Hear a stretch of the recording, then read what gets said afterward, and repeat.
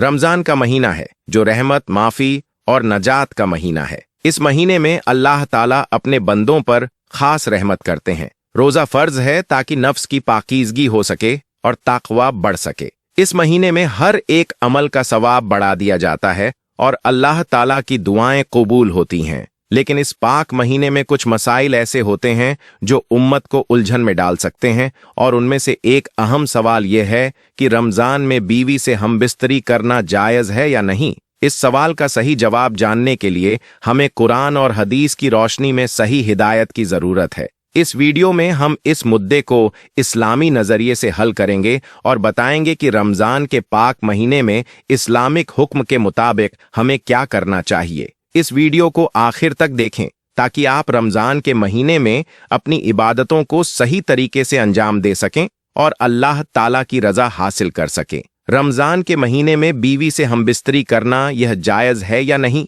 इस पर हमें सबसे पहले रोजे की हकीकत को समझना होगा। रोजा का असल मकसद है अल्लाह ताला की रिदा, रज्जा को हासिल करना और नफ्स की पाकीज़गी। रोजा का मतलब है सुबह सादिक फजर से लेकर गुरु आफ्ताब मगरिब तक, यानी दिन भर हमें खाने पीने और जिमा हमबिस्तरी से बचने का आदेश है। इसका मतलब यह हुआ कि अगर कोई शख्स रोजे की हालत में अपनी बीवी से हमबिस्तरी करता है तो उसका रोजा टूट जाएगा और उसे कज़ा, रोजा छोड़ने की भरपाई और कफारा करना होगा। कफारा का मतलब है कि उसे 70 मिस्कीनों को खाना खिलाना या 2 महीने का लगातार रोजा रखना होगा। अगर आप यह चाहते हैं कि रात में रोजा खोलने के बाद यानी इफ्तार के बाद और सहरी सुबह का समय तक आप अपनी बीवी से हमबिस्तरी कर सकते हैं तो यह इस्लामिक हुक्म के अनुसार जायज है, क्योंकि इफ्तार के समय जब रोजा खुलता है तब खाने पीने और जिमा हमबिस्तरी की इजाजत होती है। जब तक फज्र का समय न हो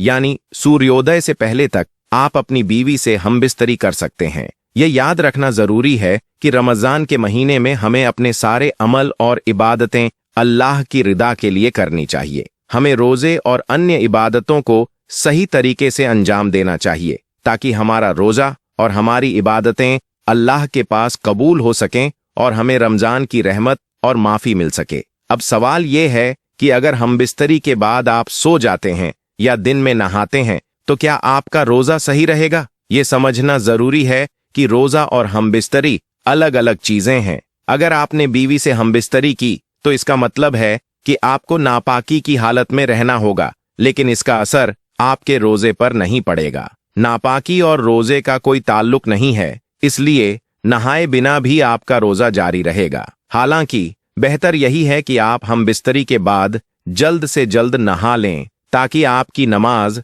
सही समय पर हो सके।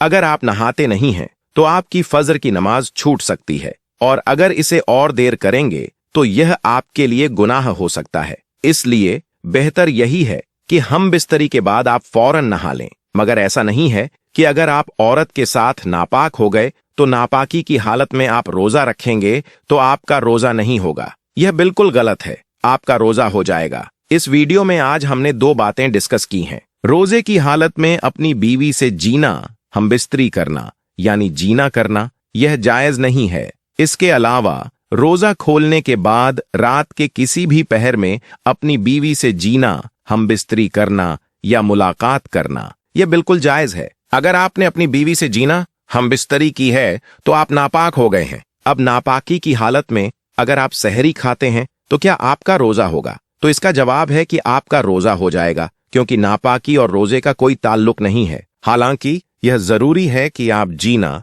हमबिस्तरी करने के बाद जल्द से जल्द गुस्ल कर लें और देर न करें। अगर आप नहाते नहीं हैं तो आपकी फजर की नमाज छूट सकती है, और अगर आप इसे और देर करेंगे तो यह आपके लिए गुनाह बन सकता है। अगर आपको वीडियो पसंद आई हो तो खुदारा लाइक करें, शेयर करें और हमारे चैनल को सब्सक्राइब करें। आपकी मदद से हम और बेहतर इल्म और नसीहत पेश कर सकेंगे। जज़ाकमुल्लाह खैर।